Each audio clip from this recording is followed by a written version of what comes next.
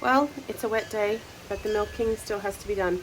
I should have come out here 30 minutes ago. It was not raining. And I sat on the couch too long with my coffee. All right, here we go.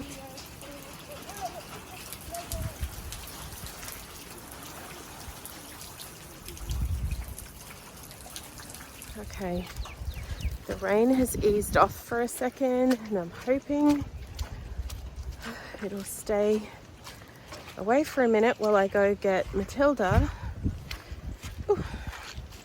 out of her paddock. It's actually a lot better than I thought. The forecast was saying that it was going to be really heavy rain and destructive winds from 4 o'clock this morning.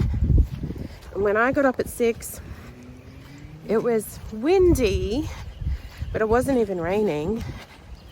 And we just had a shower, but I don't know. We'll see what happens. So far, so good. Hey, girl.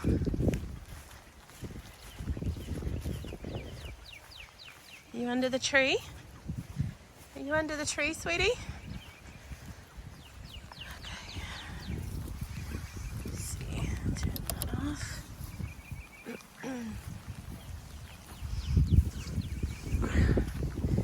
Hey, girl.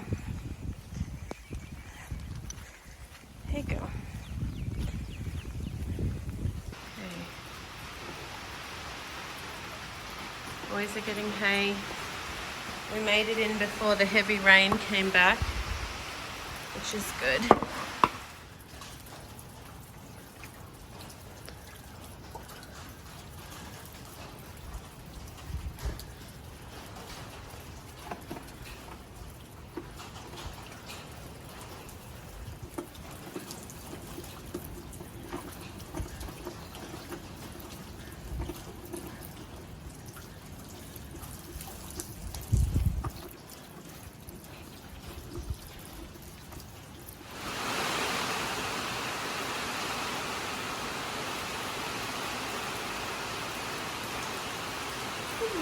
It's pretty wet.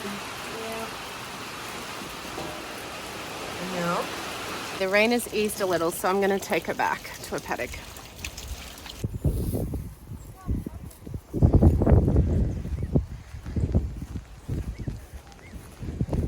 You'll check it? Yeah, we're going to turn the fence back on. Oh, you checked the water? Okay. Okay, thank you. Alright, turn the fence back on.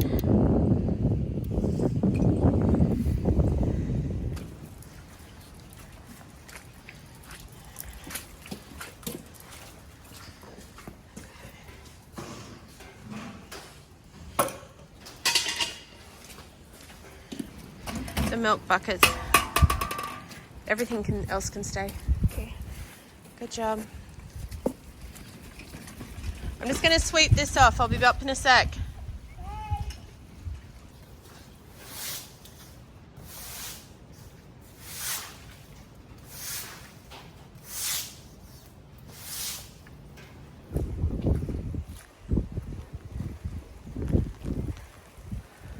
I'll take the wagon round. Okay, we're back in the house. I'm just going to filter the milk.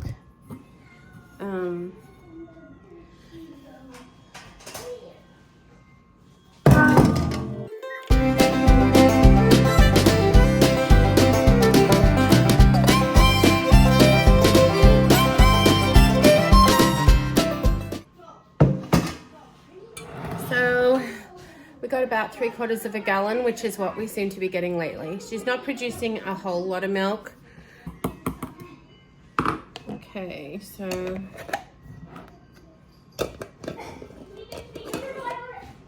I'm just gonna write, what is it? It's Tuesday a.m.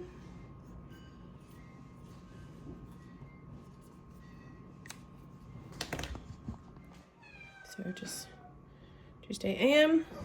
I'll pop them in the fridge. Okay, my house is a mess. It is much later in the day and school is done, and I had a few other like life jobs errands I had to do and tend to. So it's sort of a little bit later. 2 of the boys have gone out to milk again this evening, and I just have to get this kitchen in order because it's crazy. So I need to feed my starter. I need to check on the yogurt and some of the culture that I was starting, and the milk is just about to come in, so I'll process that. So it's just, and dinner. She's only been giving half a gallon, but that's a little bit more. So I've got a little bit more than, she's been giving like half a gallon in the evening, and so a little bit more than that. Like she's been giving more in the mornings than the evening. So the morning will be like 1 3/4. Yeah, it'll be like it'll be this half gallon. So 3/4 of a gallon. I was trying to think what the word was. 3/4 of a gallon in the morning and half a gallon in the evening. But it fluctuates a little bit, but it's, that's pretty low to my way of thinking for a cow, but it's been a while since she calved, so she probably just needs freshening up. So anyway, still milk. It's keeping us in milk, so that's the main thing. So one of the very great joys for me in having a dairy cow is being able to give my children fresh milk, which I grew up on fresh, real milk, and I've never really, there was a small period of time where we had access to real milk in Australia, but it was very expensive, and then we moved away from there and we weren't able to get it anymore. And I have always, it's funny to me that people get nervous about real milk. I call it real milk, raw milk, but it's real milk. It's real fresh milk, because I, for years, have felt nervous and frustrated that I had to feed my children store-bought milk, knowing that it was not good for them, knowing that they adulterate the stuff and it's not what milk should be. And so I would very sparingly, they'd ask for a glass of milk and I'd be like, just have a little bit, because it's really not great for you. Store-bought milk is not great for you. I may tread on toes here, but anyway, this is my solid opinion. And now my little one just called out from the lounge room and said, "Mommy, can I have a glass of milk?" And I'm like, "Yes, darling, you can. Come and let me fill your cup up and you can drink the whole lot and I will feel good about it, because I know it is nourishing and it is wholesome and it is what milk should be." So that just thrills my soul to be able to give real milk to my kids. So I'm just going to skim this milk. You can see the cream line. I already took a bit. It's got very big cream line. I already took some this morning. I'm just going to finish taking, I won't take all of this because I do want the milk to still have some cream in it, but I'll take some of that off, probably about 1 inch or so, and then mix that in and the kids can drink it.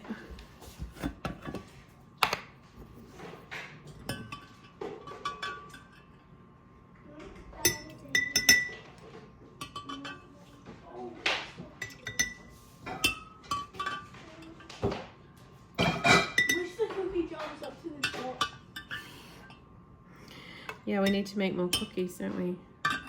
Yeah, but we always just eat our cookies straight away. Yes, they never last long. That's why I should have my own cookie dough. Oh, really? Mm-hmm.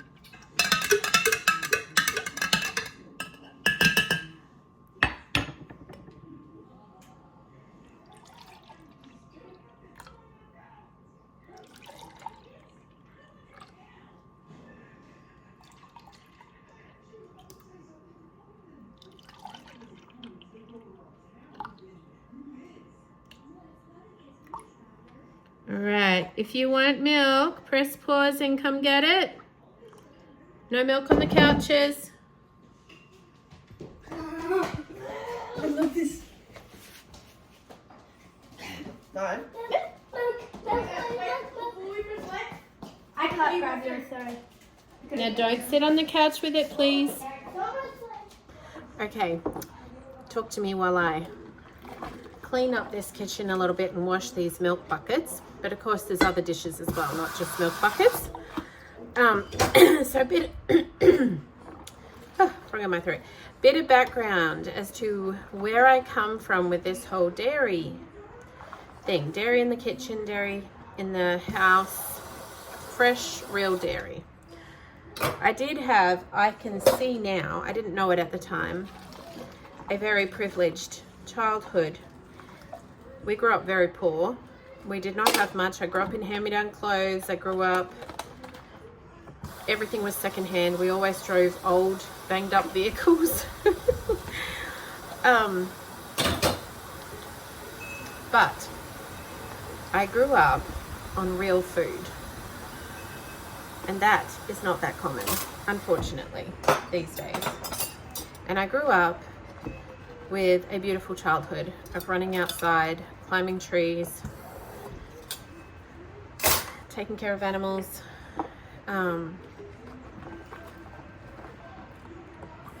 Just, yeah, to me it was just, that's what life was. I didn't know there was anything particularly different or odd about it.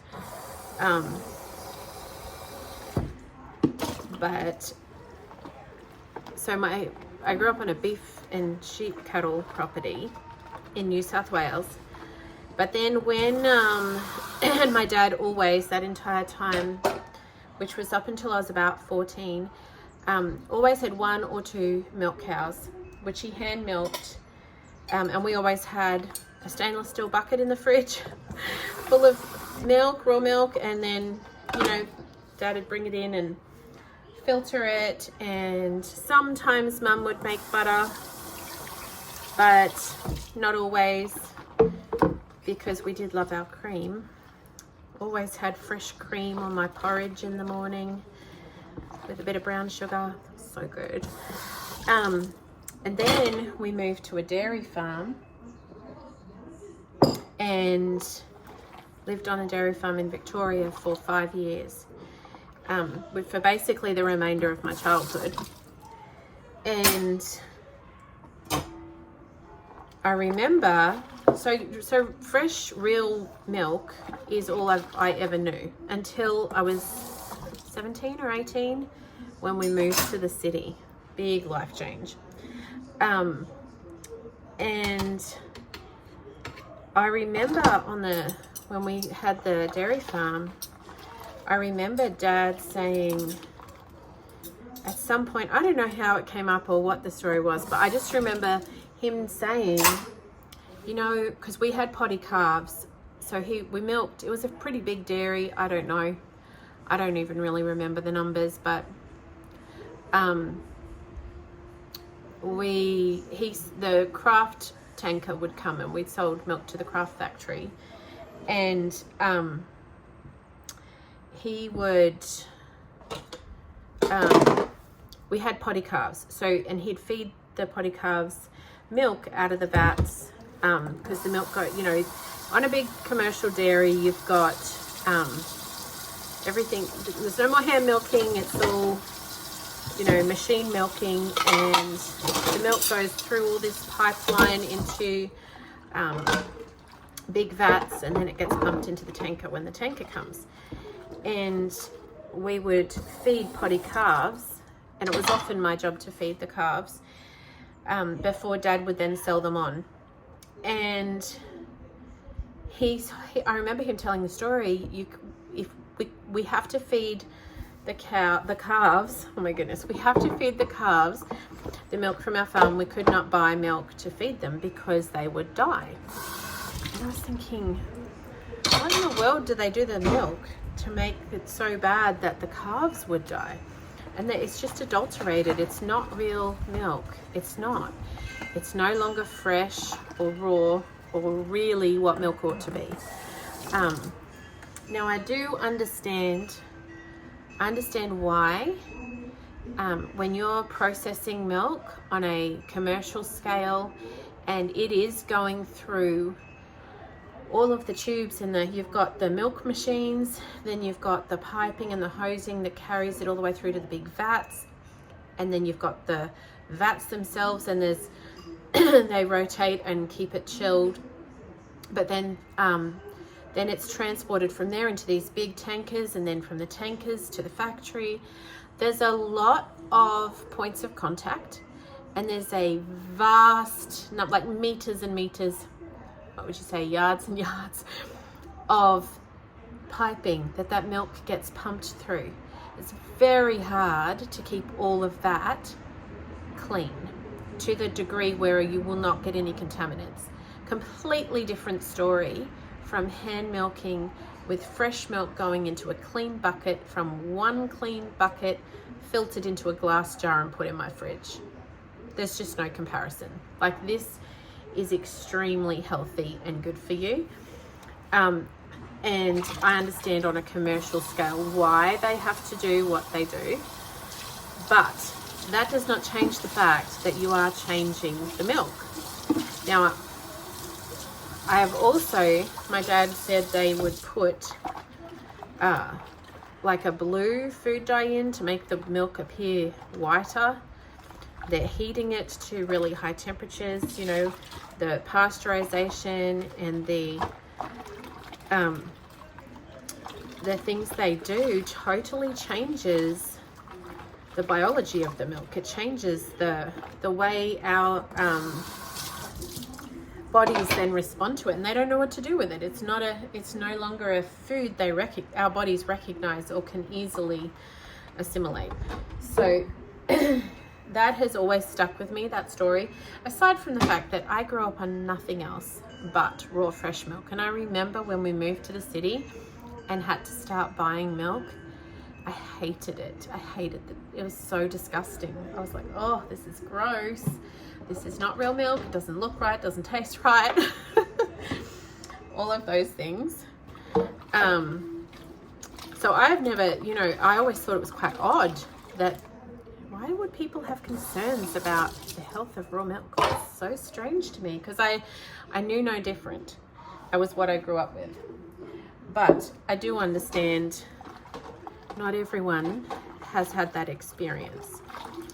So that is where I come from when I say I am so thrilled and grateful to be able to hand my kiddos a glass full of milk and know I'm handing them a glass full of nourishment and health for their bones and their bodies. That is just an answer to prayer, is what that is. It's very exciting. So if you are a mama who's not, I just can't, there's so many years of knowing what I wanted to be able to feed my family and not having the budget for it, or not having the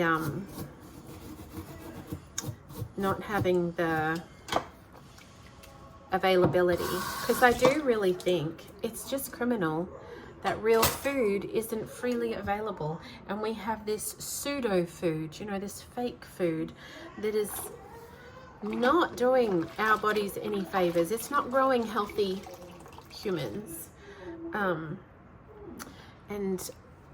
it's hard when you know what you want to be able to feed your children and you can't. I think that is so wrong.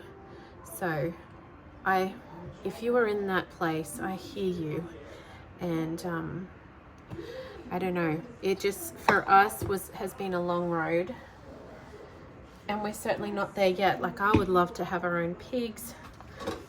So, and you know, for some people it's fine, you can just go out and buy the high quality real food that you want, and it's out there, it's available. There are farmers doing this, you know, growing food in a sustainable, regenerative way with good practices where their animals are well cared for and they're not fed a bunch of chemicals.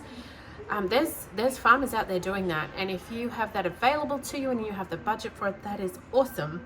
I don't think everyone needs to go and farm or homestead, but for us, that just was not feasible. For us in our large family, that was not. Plus the fact that I love the land. I love the agrarian life. It's something, I guess, you know, I did grow up with and have always hungered for ever since my childhood. So it's not for everyone. And that's not what I'm trying to say. It's definitely not for everyone, but it is for me, and I love it. So I've got this yogurt. We're sort of losing daylight, but I'm just going to come out. It's not actually yogurt. It's milk that clubbered. I was going to make yogurt, and then I forgot about it, and I left it. So anyway, the chickens will like it.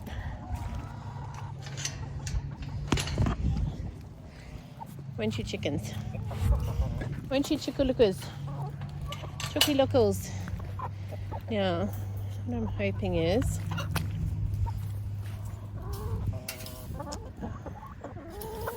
let me see. Yes. I've thrown on my husband's gumboots, which are way too big for me because it's so muddy out here. And I'm trying to get this to... Okay, there we go. Success. Hang on a minute. Yeah, you're all gonna be like...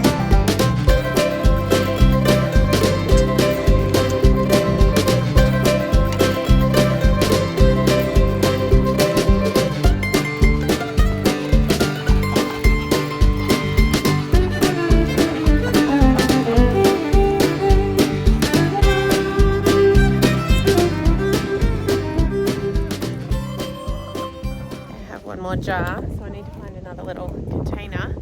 But chickens can actually get a lot of the protein they need from dairy. And here we go. I'll use this.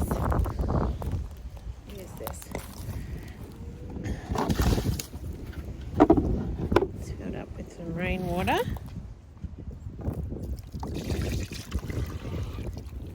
Here you go.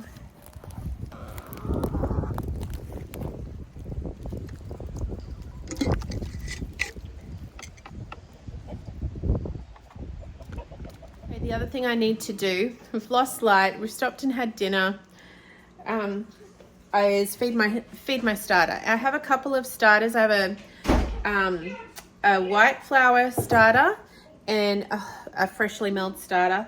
I try and keep them both going, and at the moment I've been keeping them in the fridge and it's working great, but I need to feed them and get them going again so that tomorrow I can make boom. Okay, so for my freshly milled, which is this one here, I am going to grind some rye grain. Now I have been feeding it with just whatever I've got. So if I've made bread and I've used hard white wheat, or I've used even soft white wheat or spelt, I'll use those to feed it as well. But I do have the rye, and if I'll sometimes just do that specifically for feeding the starter. I do find that the starter really likes it and gets all happy and bubbly. So the other ones work fine too. Like honestly, any of them are fine. But a rye starter is the first one I ever made, and I do think it's just particularly, I don't know, active.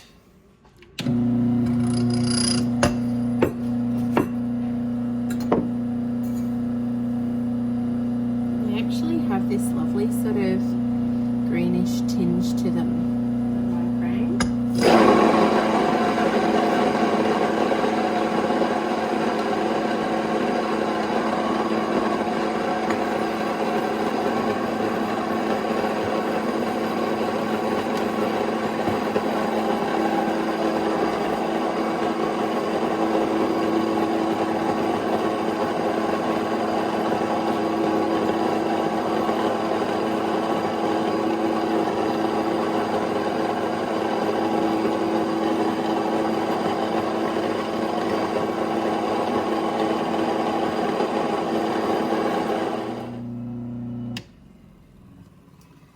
So that ground up quite a bit of that, and I just put about a cup of white flour in that, baker's flour, and I'm just going to top that up with a little bit of water.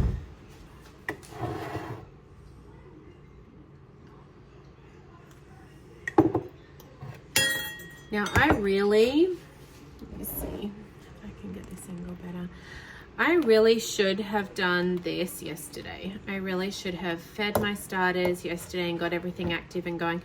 And I had to go to town yesterday, and it just always throws my whole everything off when I have to go to town, and everything, my normal routine gets all messed up.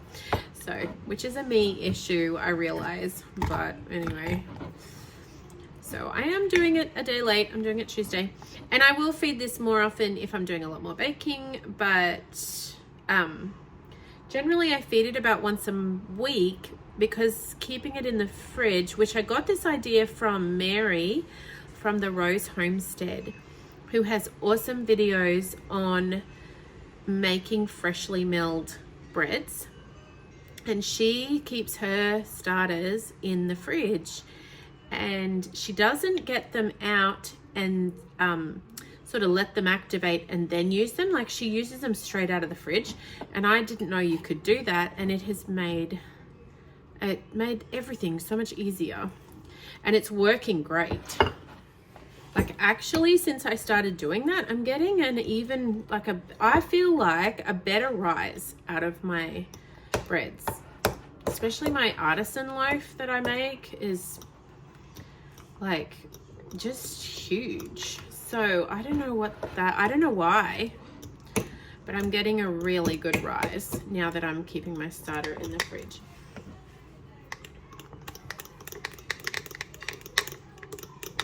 Okay, so this white baker's flour, I just use organic white baker's flour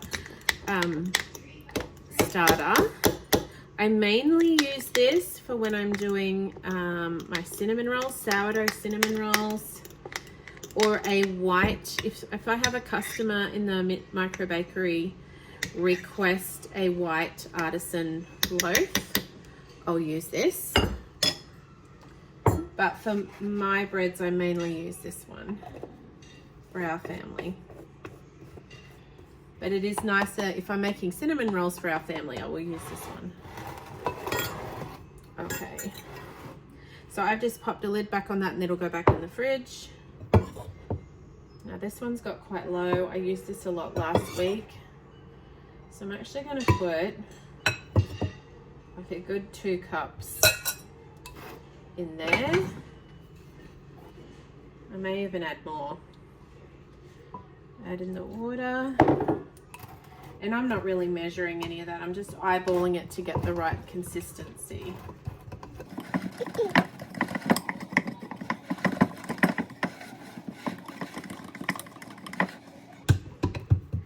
Now, even though that actually looks pretty good right now, I do know I need to add extra water, because with the whole grains, it'll soak up a lot more water than the white flour does. So I'll add a little bit more water to that. Okay, well, that is done, and I've actually run out of any time to do anything else today. So it's really a matter of, I've already fed the kids, so I need to go and put the little ones to bed and wrap up the evening with everyone else. So thanks for being here. Sunshine and raindrops, friends. We'll see you again soon.